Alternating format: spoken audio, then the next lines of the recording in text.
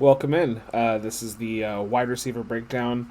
You are watching the AJA Sports Show. As always, I'm Ace. We're here today with Jay and Andrew. This will be a two-part episode, so you are currently watching part one. Good for you. Hope you guys enjoy the content.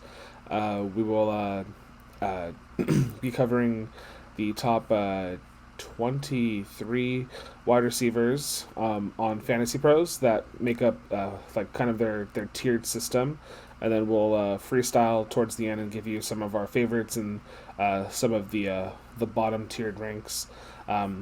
Without further ado, we can hop right in and start.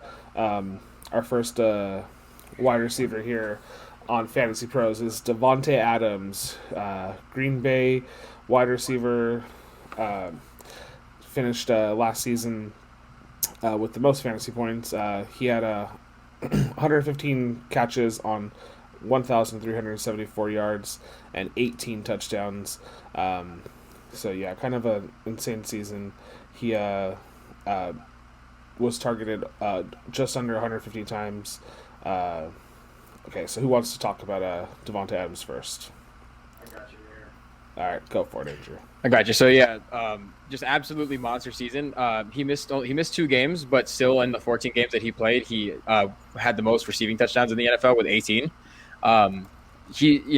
Against man coverage, it was kind of impossible to just stop this guy. He graded he graded out as the highest graded receiver versus man coverage since 2014 with a 95.2 receiver grade.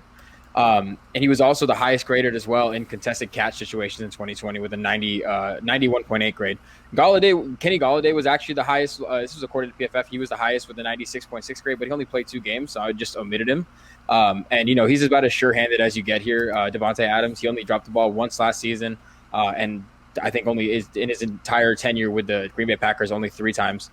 In my opinion, should be the first receiver off the board. I really hope that the Michael Thomas effect doesn't happen, because I took Michael Thomas 4th overall last year, and he was the first receiver off the board, and it didn't turn out too well. So I don't think that'll happen to Davante. He's proven that he's a touchdown scoring machine. He's led the league in touchdowns 3 times out of the since 2014, since he entered the league, and he scored 58 touchdowns over the last 5 seasons. So just an absolute monster in fantasy.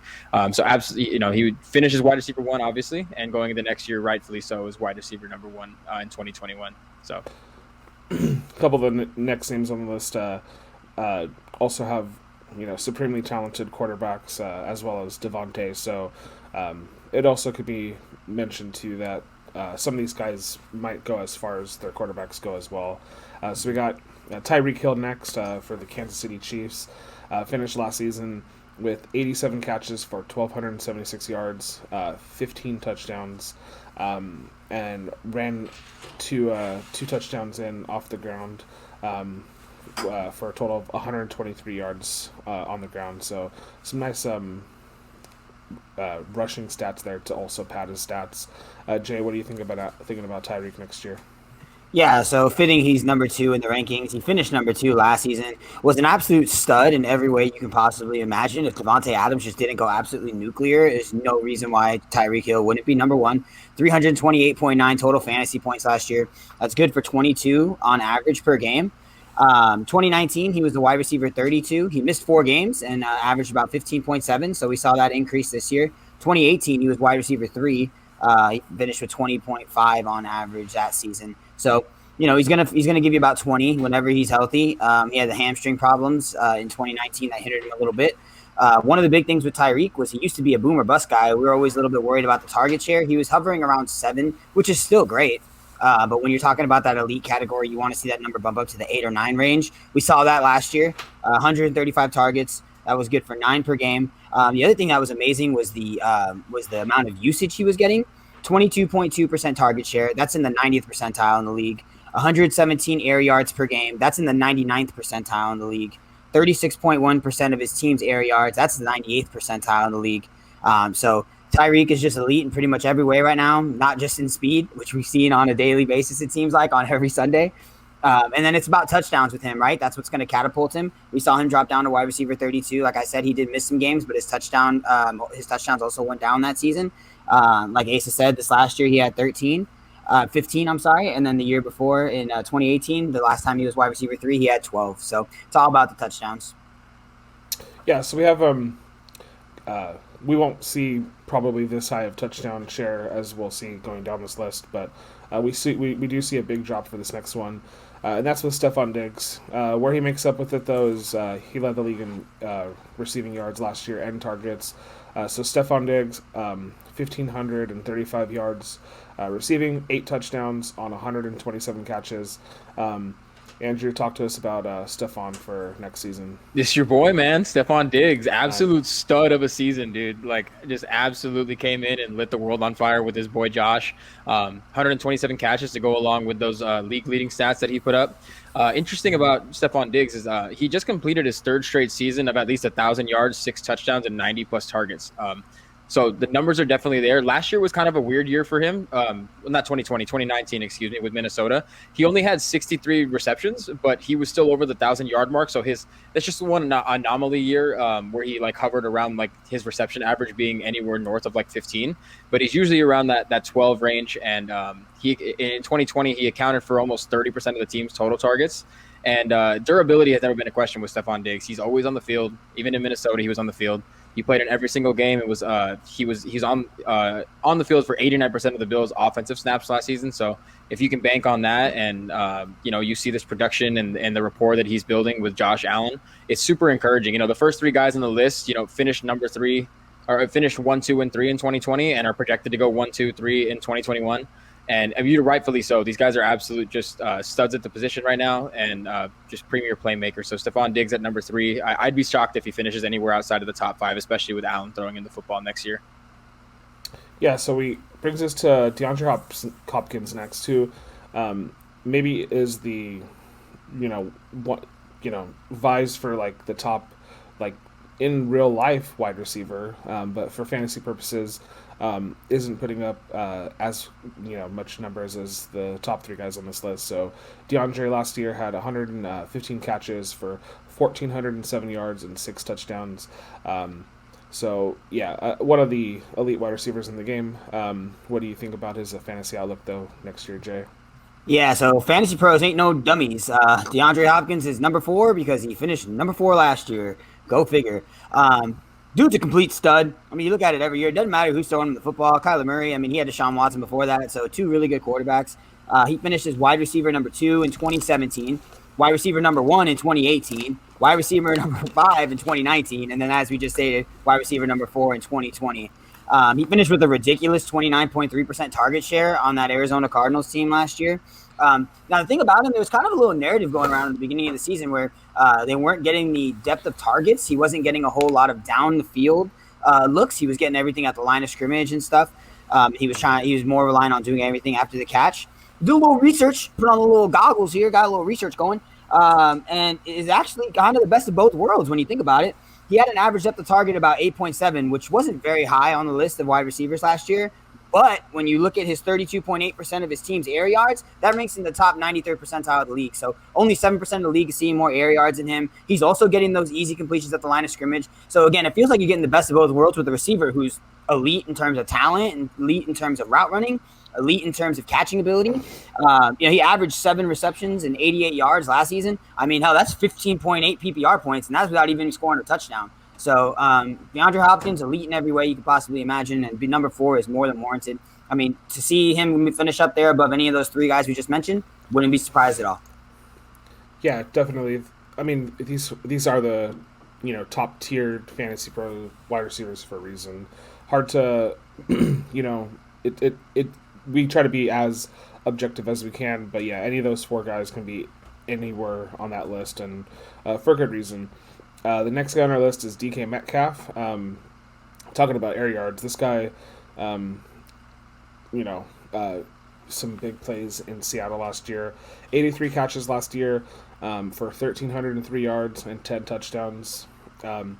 Andrew, does DK have a chance to, supplant any of our top 4 guys this upcoming year? I don't think so. And I'm mostly saying it because I kind of made the He bold doesn't like prediction. He's cool. He's cool. My issue was, I predicted a bit of regression, but I equated most of it to the issues that lied in wake for the Seattle offensive line that has been plaguing them for years on end now. They added Gabe Jackson to the interior offensive line, so maybe that'll help up the middle pressure that Russell Wilson, that causes Russell Wilson to bail his pockets. But if we're being honest, he's an absolute monster. If he stays healthy, he's probably going to be productive. I just think maybe a regression in the touchdown department. Tyler Lockett, is a really, really solid number 2 option to have over there in Seattle. Some might argue he's number 1. But yeah, Jay mentioned the average at the target when he was talking about DeAndre Hopkins. That downfield target threat is really what makes him his money. His average at the target last year was 13.3 yards, and he also added a little bit of yak too. He averaged about 5.2 yards after the catch. So about almost 33% of his receiving yards in 2020 came after the catch, as we saw a couple times against Seattle, and we saw against a couple other teams. He turn these slant routes into long runs. Durability is another thing that doesn't seem like an issue throughout his first two seasons with Seattle. He's been on the field for more than 90% of the offensive snaps. The one thing I want to see him pick up a little bit, and it's something I want him to get more towards the average, which is about 70% of the catch rate. His catch rate was a little below average. That's just under 65%. Most receivers that are premier targets would really hover around that 70% rate. So that's one. If I'm nitpicking, I guess that's one thing I could say that is the issue. But again, he's huge body, runs fast, makes people miss. Not a lot to not like about DK. He'll probably be a top 10 guy. I don't know if my aggression take will stand tall, but we'll see. It's gonna stand tall, buddy. You believe it. I mean, he's a big boy. Figuratively speaking, the mighty do fall here and there, as we saw last year with Michael Thomas. Just ask Asa in Illinois in the tourney. Yeah, it's true. Hey, man, let's not get all in our feelings about that. But we got Michael Thomas next. So yeah, obviously a down year last year because he was injured and suspended and then injured. So kind of a wash of a season. Finished the year with 40 catches for 438 yards and 0 touchdowns. So the least productive member on our list, and maybe slightly potentially overranked based off of last season. But I guess we're pulling for him. We'll have Jay talk about him. But yeah, maybe you'll probably also you also got to look at this guy, and we don't even know who his quarterback is next season. But Jay, let's break him down a little bit more. Well, it's going to be Jameis, baby. I mean, that's the thing, is he's going to throw a ton of touchdowns, but he's going to throw some the other way as well. But as long as he's throwing touchdowns to Mike, I really don't care. He only played 7 games this last season, as Asa mentioned. Only averaged around 12 fantasy points per game. Wide receiver 6 in 2018. I'll get to the big numbers in 2019 right now. Like I mentioned, Jameis Winston is going to be the QB1. His last season in Tampa Bay, homeboy threw for over 5,000 yards, and as I mentioned, 33 touchdowns, 30 interceptions. Michael Thomas was wide receiver number 15 during the 4 games that Hill started this last season and averaged about 16.1 fantasy points per game. Where it gets really interesting is if you look back in 2019, in the 5 games that Teddy Bridgewater started, he was able to rack in 42 catches for 551 yards and 3 touchdowns. Now, over a full season, that would average out to 134 catches, 1,763 yards, and 10 touchdowns. Now, in 2019, the reason why he was drafted number 1, and I know he left some sour taste in Andrew's mouth, but in that season, 2019, he had 149 catches, 1,725 yards, and 9 touchdowns. So, I mean, if you just see what that quarterback play was when he had Teddy Bridgewater and you equate it to what the heck he can do with Jameis Winston, I think Jameis Winston is probably, I don't want to say, I think he's a better thrower. I don't know if he's a better all-around quarterback because, like I said, he throws the ball over like crazy. Yeah, I can definitely see Michael Thomas still being elite. I would definitely take him over DK Metcalf. I know that we don't know who the quarterback is there. I mean, we're assuming it's Jameis Winston. I'm going to go with it being Jameis Winston. I'm more than comfortable with him leaping DK Metcalf. And, I'm going to be honest, pretty sizably above Calvin Ridley and A.J. Brown in that second tier, in my opinion. Well, that's yeah, I mean, he's definitely potentially going to drop on some, some draft boards come fantasy football draft selections, and then also maybe you can get him for some cheaper prices early on in the season for DFS. So yeah, for sure. I like to go with some of us here like the underdog. So team Loyola Chicago. Okay, so we'll talk about Calvin Ridley next.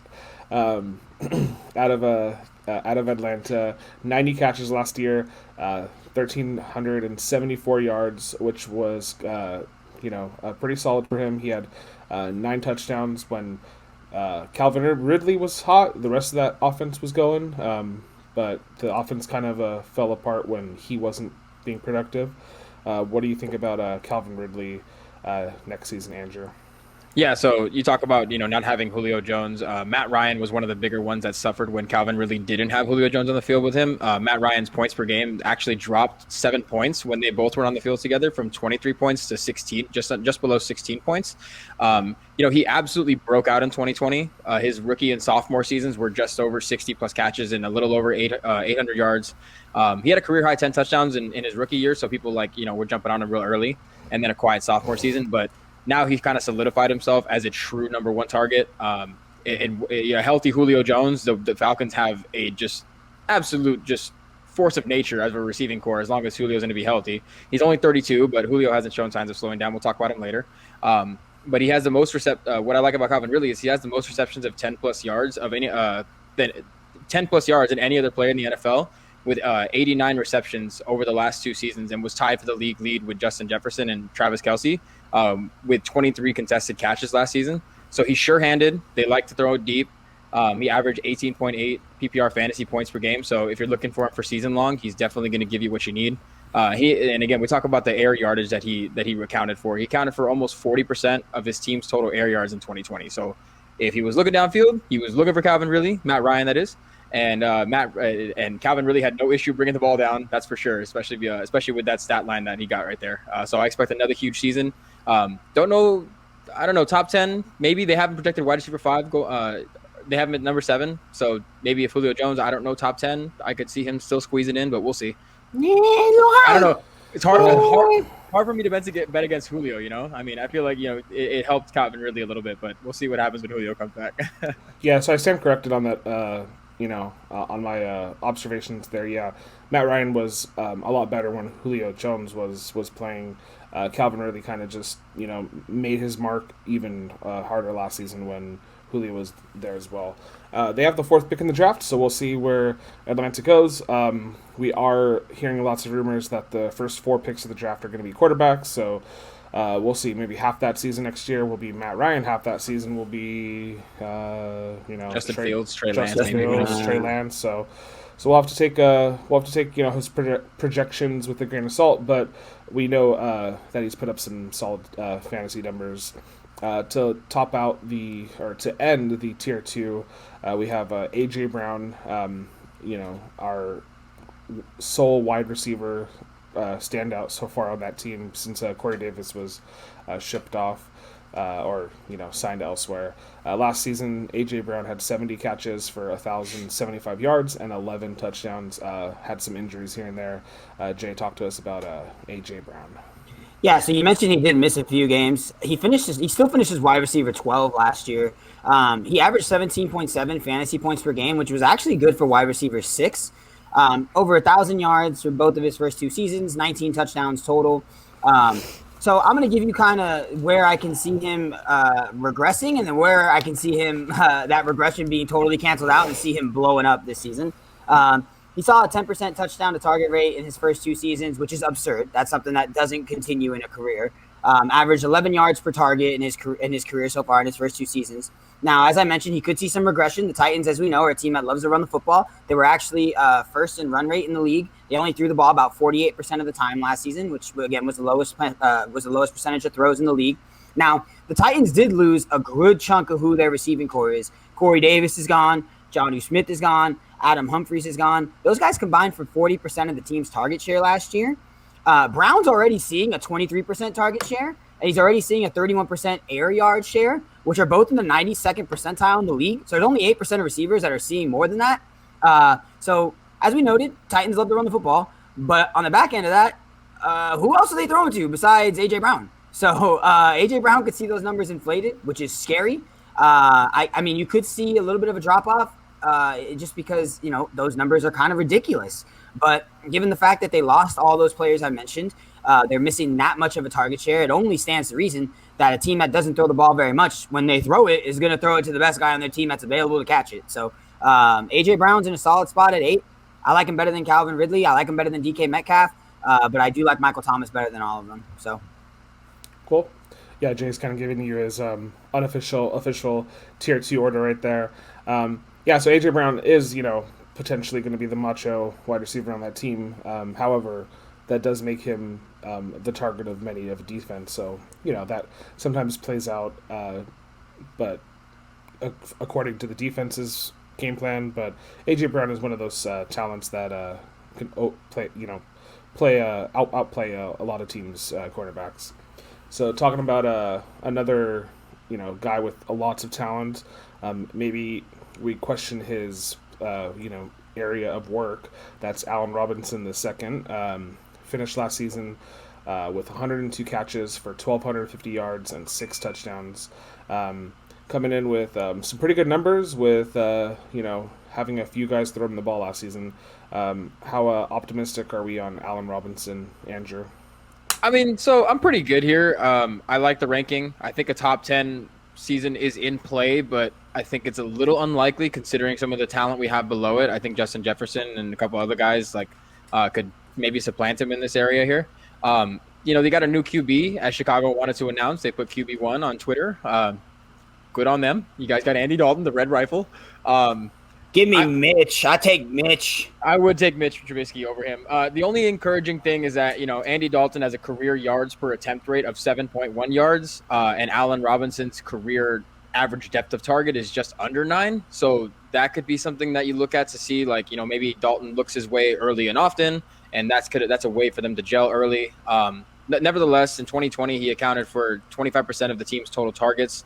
And after a shaky first season with the Bears, which is why I think, he's a premier wide receiver in the league, but doesn't really get talked about as, one of the top guys.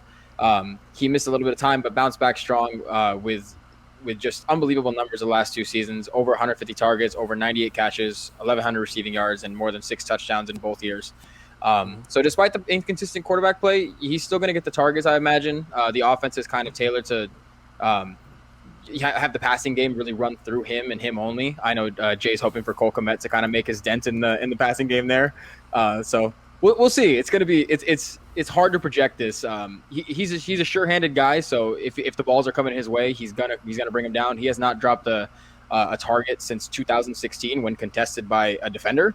So basically, all you want in a big-bodied receiver, he can kind of do it all. So we'll see how the new Andy Dalton project works out there in Chicago. Hopefully better than Mitch, but those numbers are pretty staggering.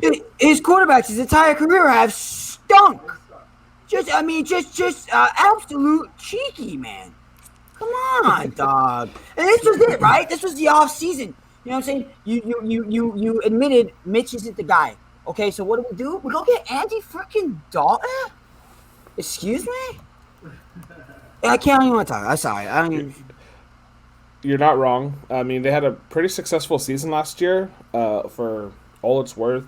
They finished as a playoff team, so they're,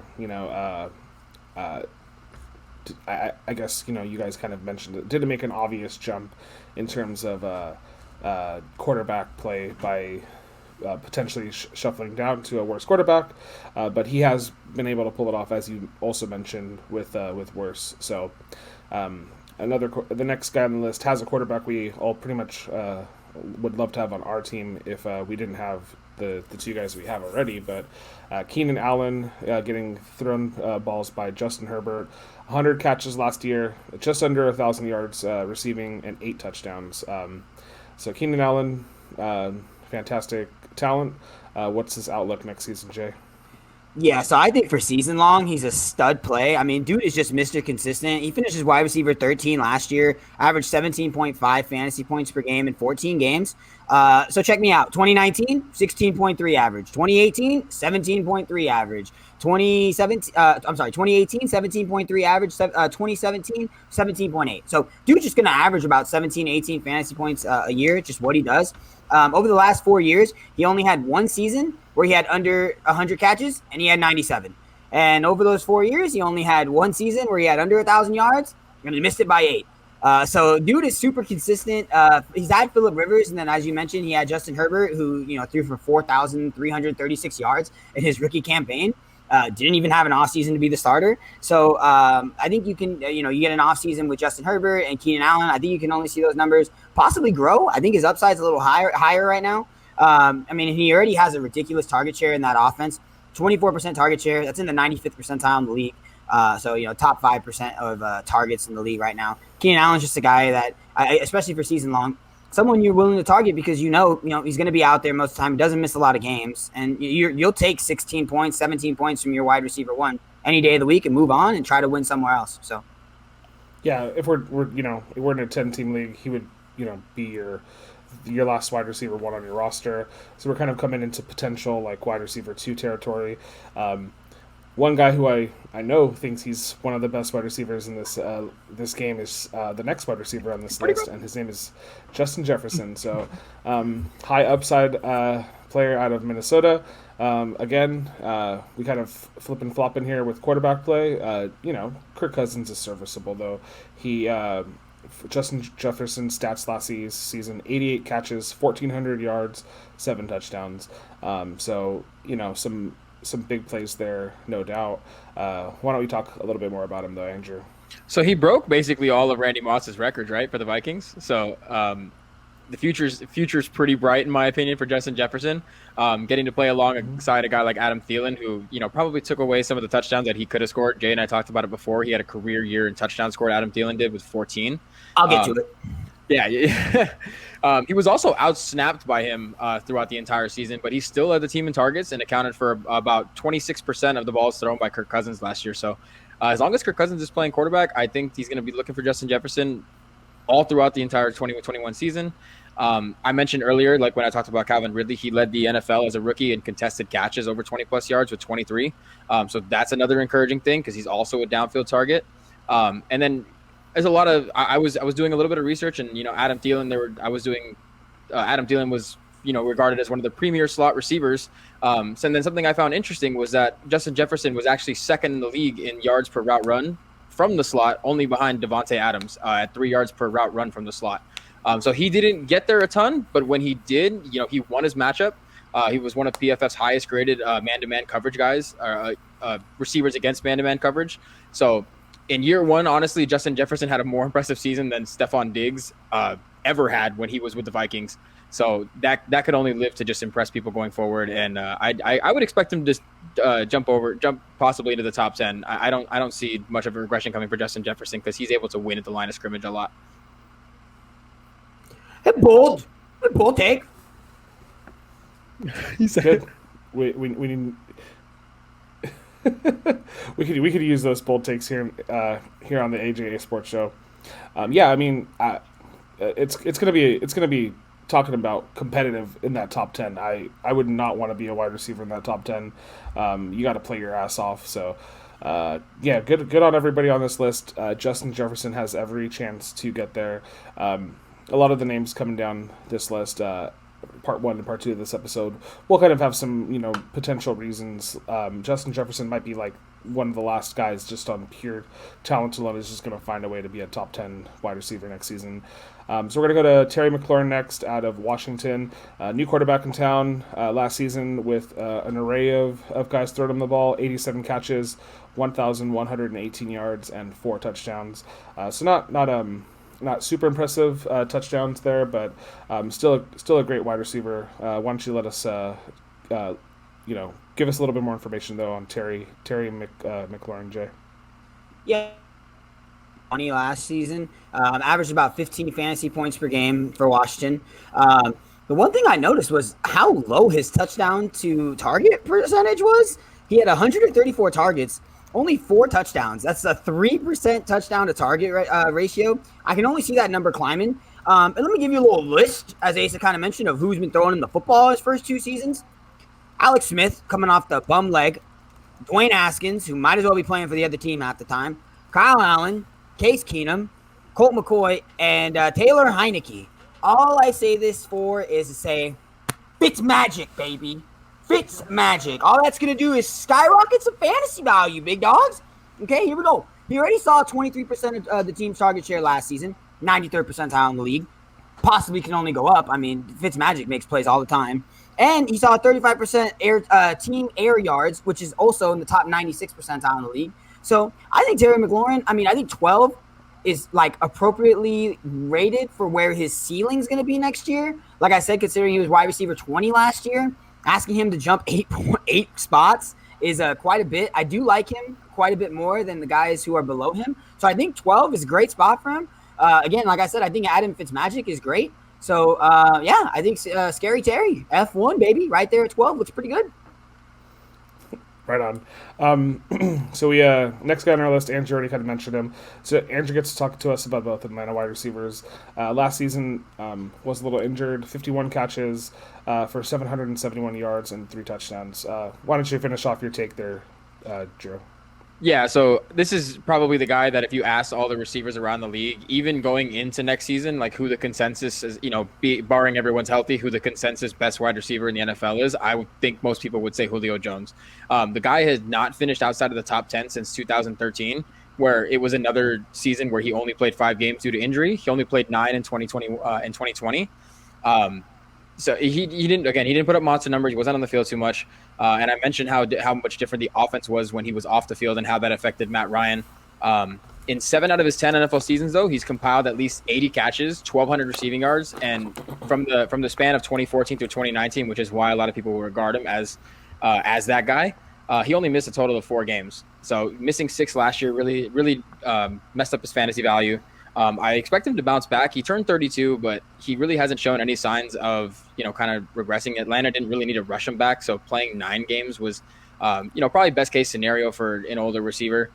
So, like I said, the Falcons are going to have a monster receiving core, barring that both Calvin Ridley and Julio Jones are healthy going into next year. And he's never had a season, even with, the injury riddled ones in the games that he's played. He's never had a season where he's averaged fewer than 16 fantasy points per game in PPR leagues. So until I see that be a thing, until I see him get under the 16 point per game mark, I'm not going to believe it, especially not with a guy like Julio Jones. So this is one of the guys where I think he could replace Calvin Ridley if he's healthy in the top 10. I think a guy like Allen Robinson could be bumped out of the top 10 because of Julio Jones returning. I know, not too keen on that one, Jay, but maybe I don't know. Again, I was when I see it, I'll believe it. But if Julio was back and healthy, best receiver in the game, in my opinion. Yeah, no, Andrew dropping some fuego takes about Jefferson and Julio Jones here, and are you that wrong? I don't think so. Okay, so we're going to go to the last 2 names on our list, and then that'll finish off our part 1 of our wide receiver breakdown. Chris Godwin, Tampa Bay wide receiver, finished last season with 65 receptions for 840 yards and 7 touchdowns. With that, Tampa Bay brought the whole team back. Jay, are we expecting him to earn a top 15 statistic all season next year, Jay?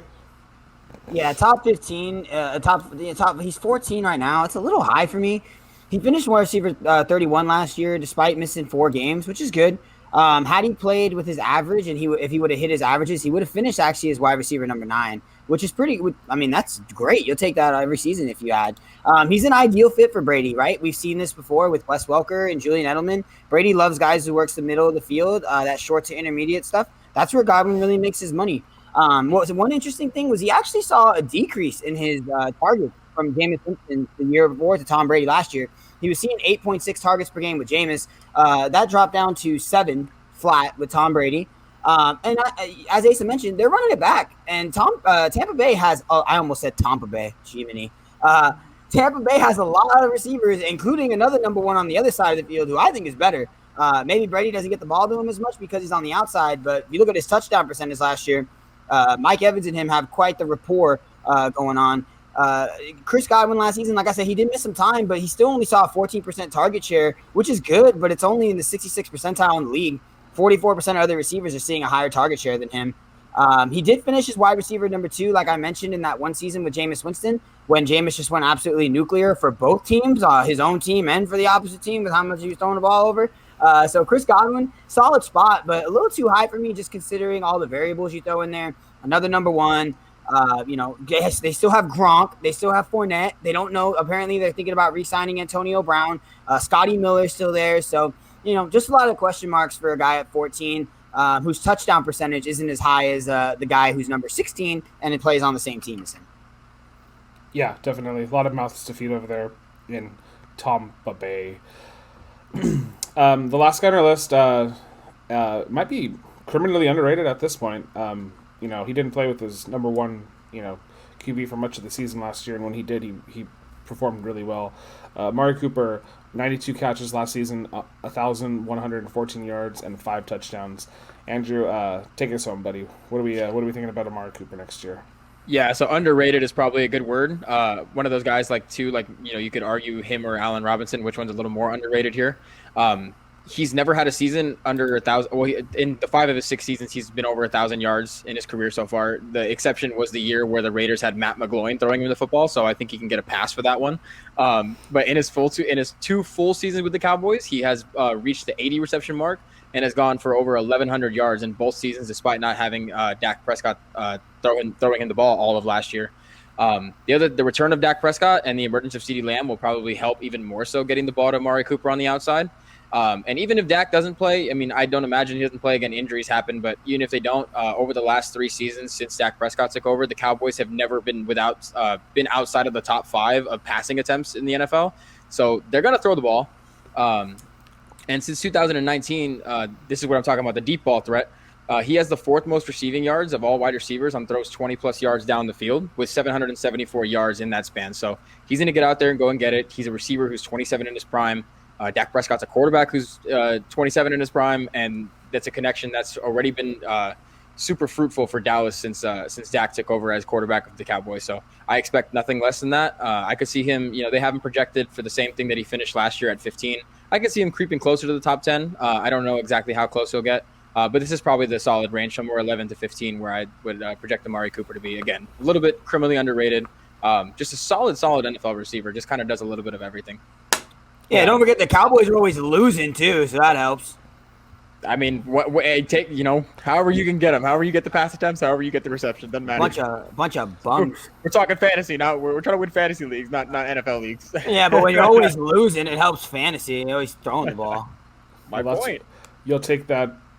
You'll take that twice on Sunday, right, Jay? So that'll do it. Talk about criminally underrated. A lot of the stuff you guys talked about was also criminally underrated. Pay attention to these stats, folks. These guys don't just come up with these numbers and their takes out of nowhere. Thank you guys for a lot of those important news, because in order to win money in DFS or to win your fantasy football league and win money that way, you got to be able to make calls and understand where some of these players are going to potentially have pitfalls, and these guys cover them really well. So that'll conclude part 1 of the wide receiver breakdown. We'll see you guys soon, and we'll break down some more. Until then, we'll see you guys. Bye.